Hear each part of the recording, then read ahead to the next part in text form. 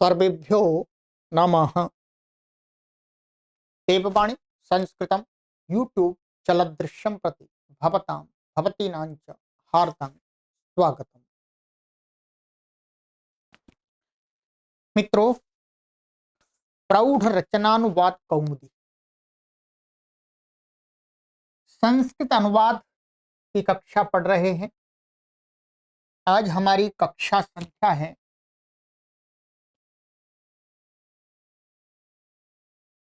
96वीं 96वीं कक्षा है। ठीक है, 95 कक्षाएं आपको हमने अभी तक पढ़ा दी। 26वां हमारा अभ्यास चल रहा है। 26वें अभ्यास का मैंने आपको शब्दकोश और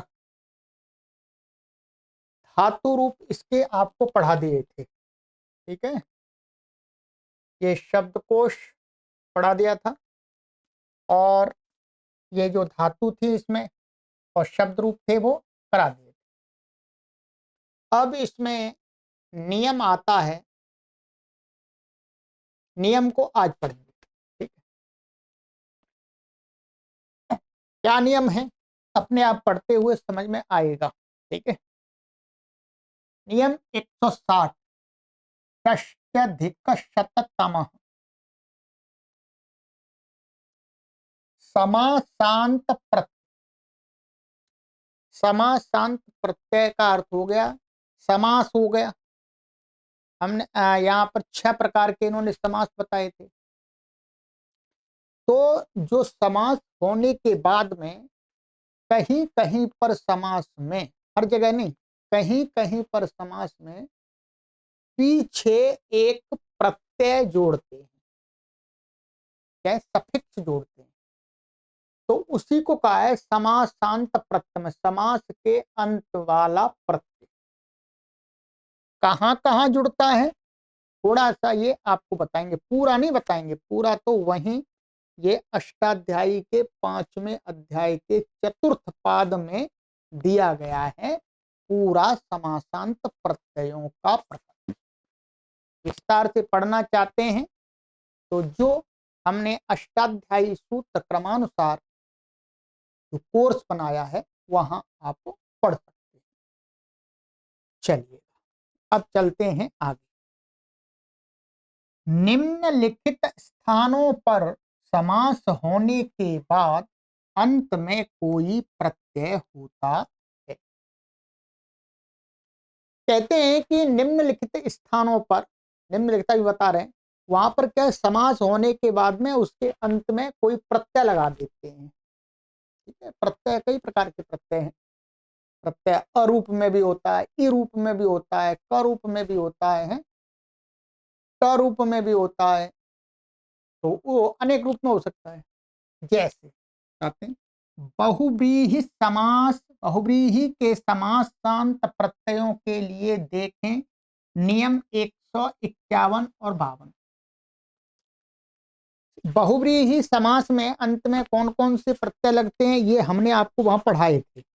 ये नियम था आपका, इस पे अभ्यास इसमें आया था 23 में।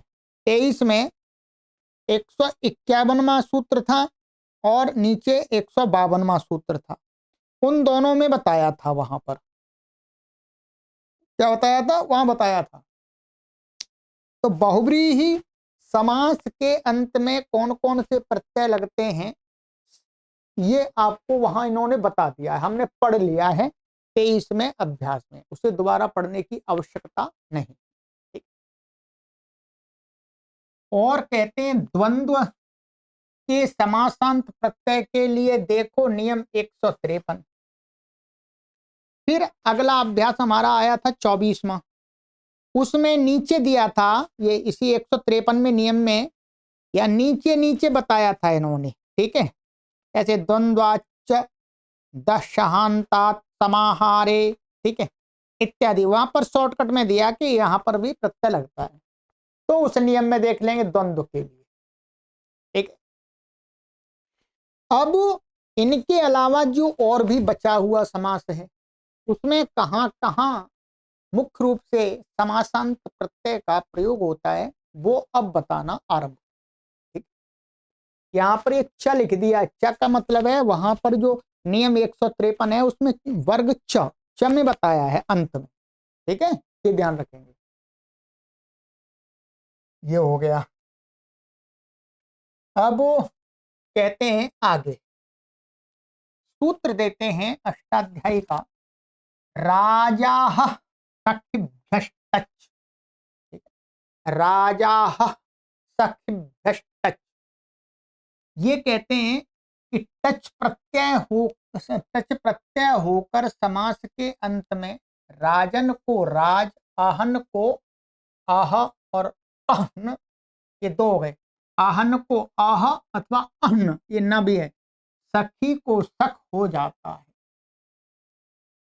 ये सूत्र ये कहता है वास्तव में कि राजा, राजन शब्द जिस समास के अंत में है, ठीक है, और अहन शब्द है और सखी शब्द है, इनसे क्या हो जाता है, टच प्रत्यय। टच का क्या बचता है, अ बचता है। क्या है, टच का केवल अ बचता है। और क्या है इसमें, इसमें अनभाग का लोप हो जाता है, इसमें भी अनभाग का लोप हो जाता है, इसमें ई का लोप हो जाता है, और जो टच का अ है वो इसमें जुड़ जाता है।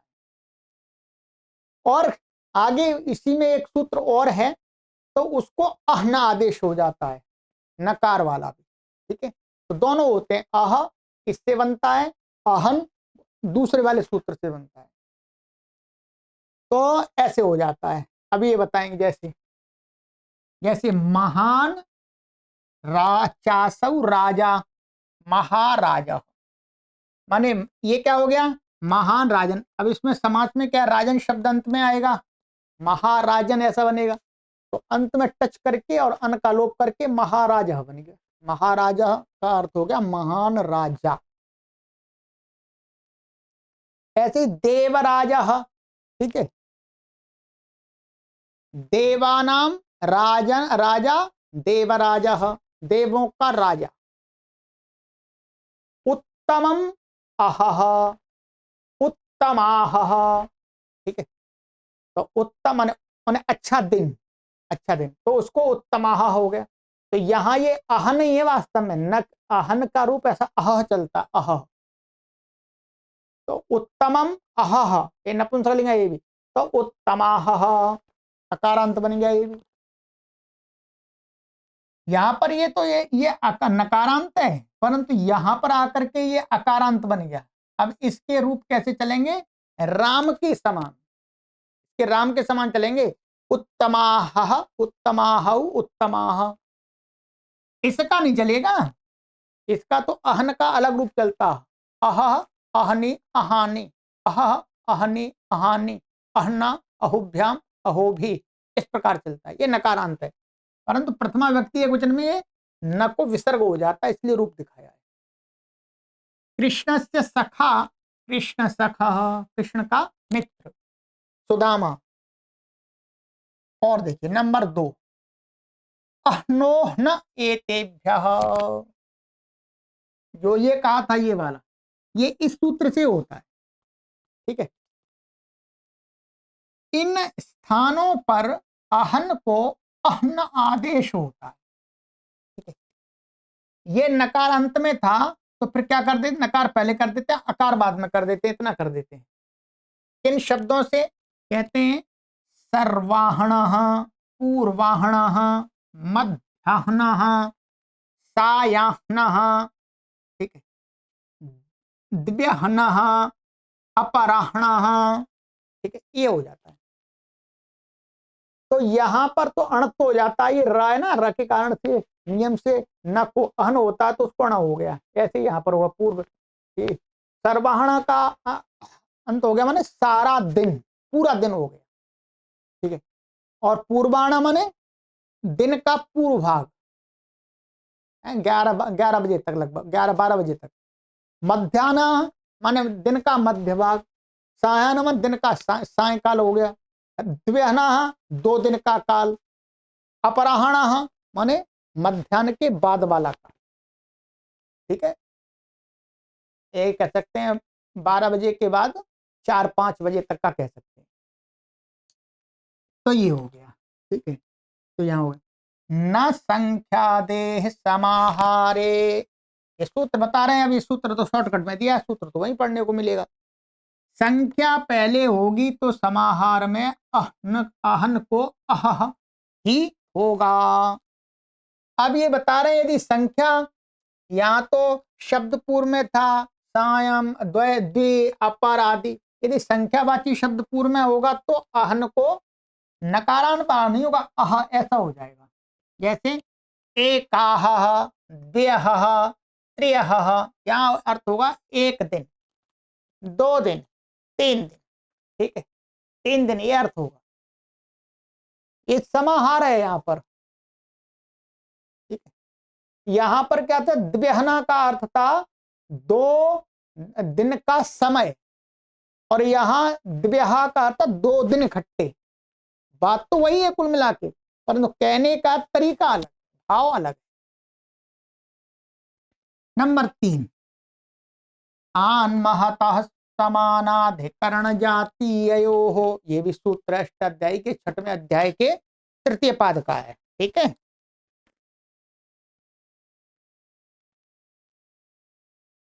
प्रथम पद के महत्व को महा हो जाता है कर्मधारय और बहुव्रीहि समास में। यदि कर्मधारय अथवा बहुव्रीहि समास में जो महत शब्द है, यदि वो पूर्व पद में होगा तो वो महत नहीं रहता, उसको महा हो जाता है। ये नियम करता है सूत्र, ठीक है। जैसे महात्मा, महादेव, महाशय, तो महान आत्मा, महान देव, महान आशय है जिनका, महाशय माने अच्छे श्रेष्ठ व्यक्ति। तो ये यहाँ पर महा हो गया, पहले महत था। और बताते हैं नंबर 4, अह सर्वैक देश इत्यादि सूत्र है। ये कहते हैं अच होकर, अच क्या है, अच प्रत्यय होकर रात्रि का रात्र हो जाता है, ध्यान रखेंगे। अह सर्व आदि के बाद, माने अहन शब्द है, अहवन अहन शब्द है, सर्व शब्द है, इनके बाद यदि रात्रि शब्द होगा समास में तो उसको रात्र हो जाता, माने इकार हटके अकार जुड़ जाता। जैसे अहोरात्र, ठीक है, अहोरात्र का अर्थ है दिन रात।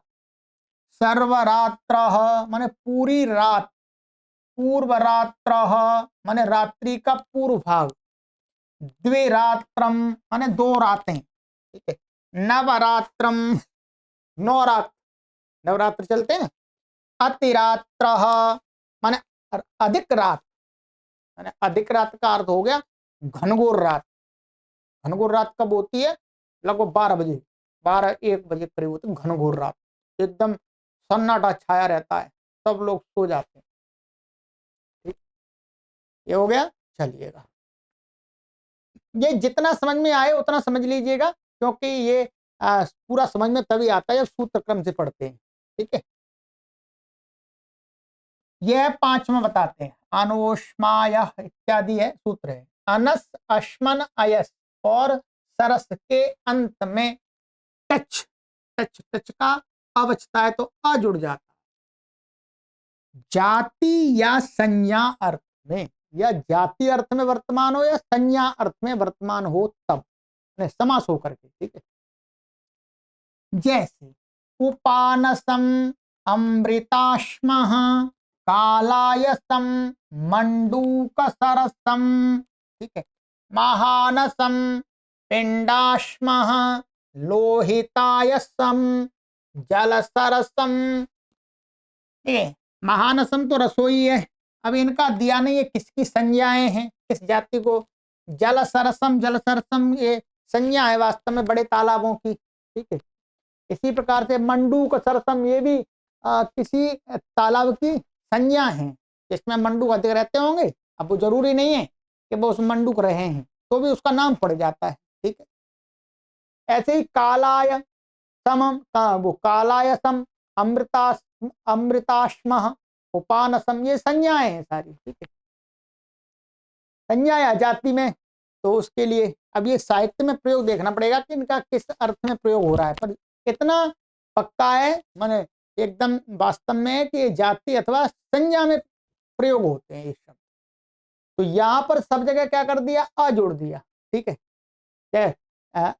ये इसका क्या कर दिया, देखिए इसका स में अ जोड़ दिया, और ये न में अन का लोप करके अ जोड़ दिया।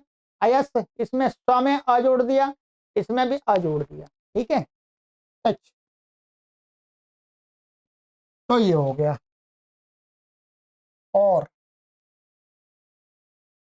ऋक पूरब धू पथा मानक्षे, ये भी सूत्र है अष्टाध्यायी के 5वें अध्याय के 4 पाद का। समासांत अ होकर रिच को रिच, पूर को पूर, अप को अप, धुर को धुरा, पथिन को पथ हो जाता है। ये सूत्र है। समास के अंत में ये शब्द होंगे, ये वाले ये, तो इसमें क्या होगा, इनमें अ जुड़ जाएगा।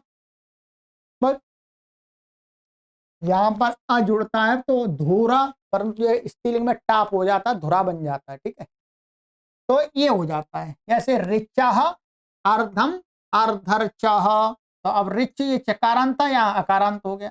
विष्णु पूह विष्णुपुरम, पूरा ये पुरम वो पूर अकारांत होगा, विष्णु का पुर। विमलापम सरह, ऐसे ही विमलापम सरह, तो ये अप हो गया, माने साफ पानी का तालाब, उसको विमल माने साफ और अप माने पानी है, तो विमलापम। राजधुरा, ठीक है। सुपथो देशः, तो पथिन को पथ हो गया। ठीक है, धुर को धुरा हो गया यहाँ पर। 7वां द्व्यंतर उपसर्गे भ्योपी, इन स्थानों पर अंतिम अप का ईप हो जाता है। ठीक है, क्या है बता रहे हैं, जो अप शब्द है, अप को क्या हो जाएगा, ईप बन जाएगा, ईप अकारांत। जैसे कहां पर, दीपम, अंतरीपम, प्रतीपम, समीपम, ये वापस ईप शब्द वास्तव में यहाँ पर अप था, जल का वाचक। द्वीप, द्वीपम माने जिसके दोनों ओर पानी होता है, ऐसा स्थान द्वीप होता है।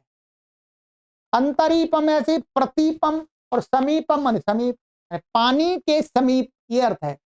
यहां पर समीपम का अर्थ ये नहीं है कि निकट, निकट वाला नहीं है, ये दूसरा है। समीपम दूसरा, समीपम नियर, वो नहीं है। समीपम इस शब्द का अर्थ है पानी के समीप, ये अर्थ है, ध्यान रखेंगे, पानी के समीप।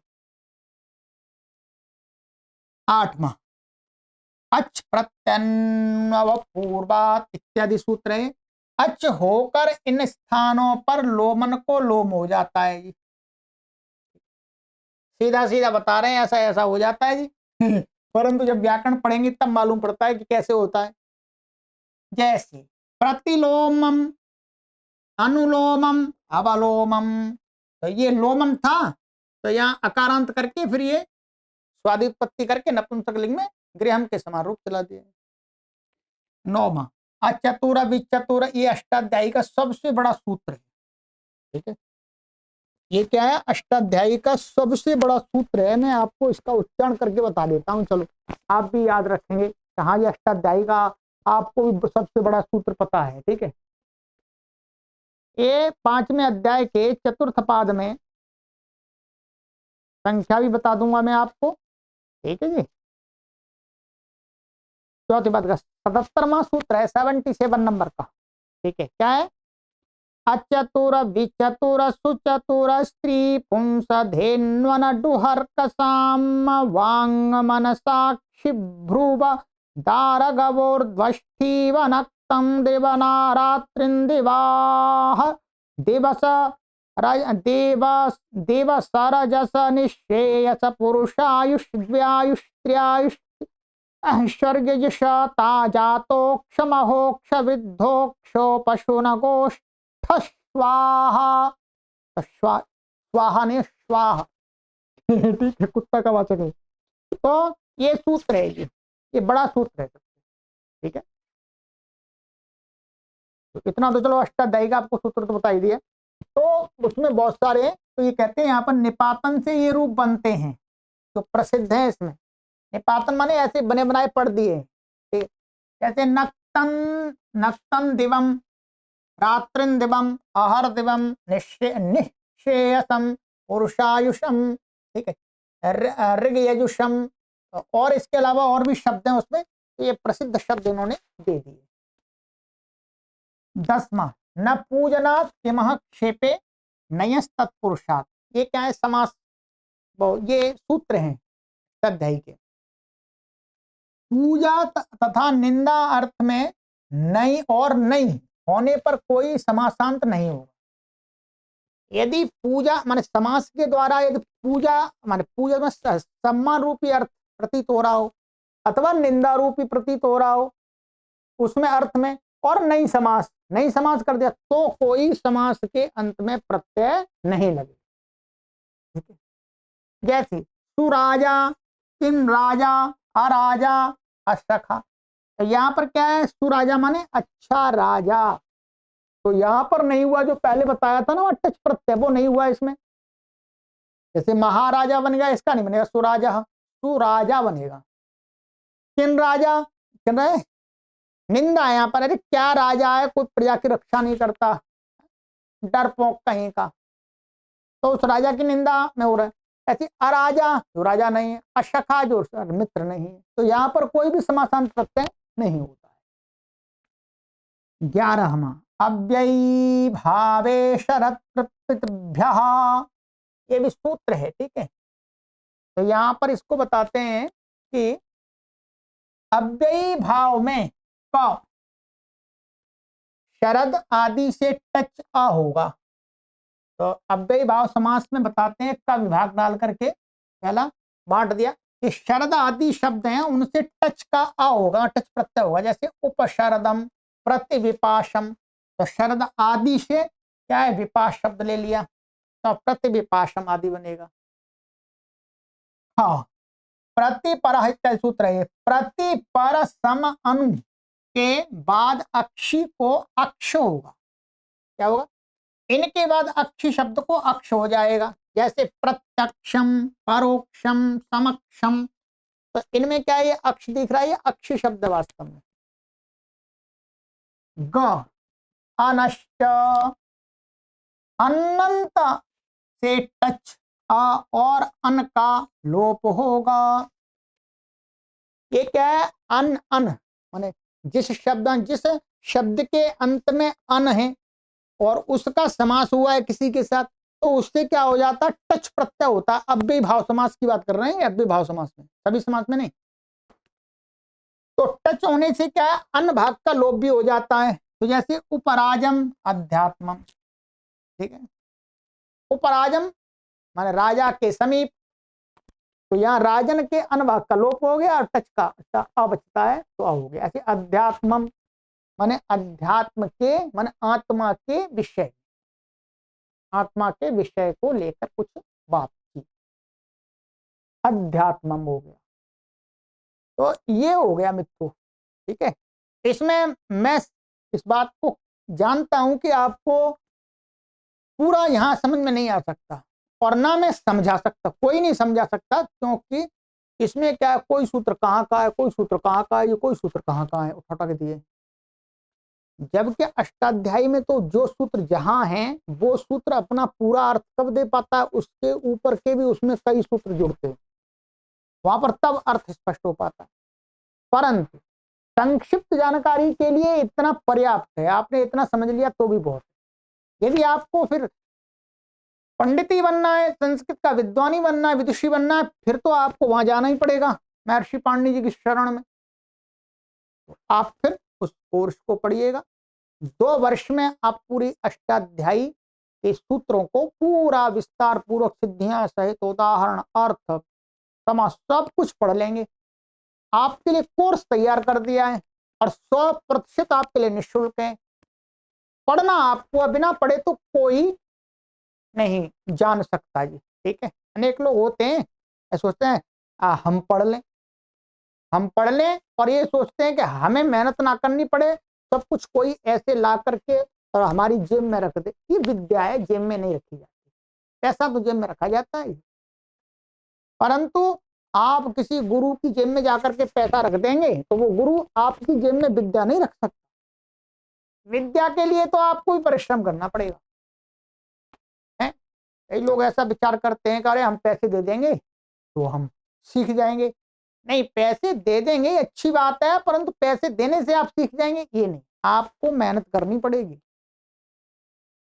है, और हमें तो आप पैसे मत दीजिएगा तो भी आप पढ़िएगा, तो भी आप सीख जाएंगे। चलिए आगे की कक्षा में मिलेंगे। इसका गृह कार्य है, आप गृह कार्य आपको करना है। ठीक है,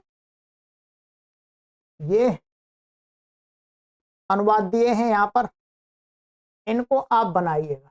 ठीक है, ये इनको फिर हम मिलान करा देंगे आपको। ठीक है, कैसे है, बादल गरजता है, बादल की बूंदों से सींची हुई वन राजी शोभित होती है। वनराजी, बादल की पंक्तियों में बिजली की तरह वह राजा चमक रहा था, इत्यादि इत्यादि। और यहाँ पर इन्होंने थोड़ा अपना सहायता के लिए कुछ कुछ बना के भी दिए, उसका सहायता ले लीजिएगा। ठीक, चलिएगा आगे की कक्षा में मिलेंगे। सर्वेभ्यो नमः।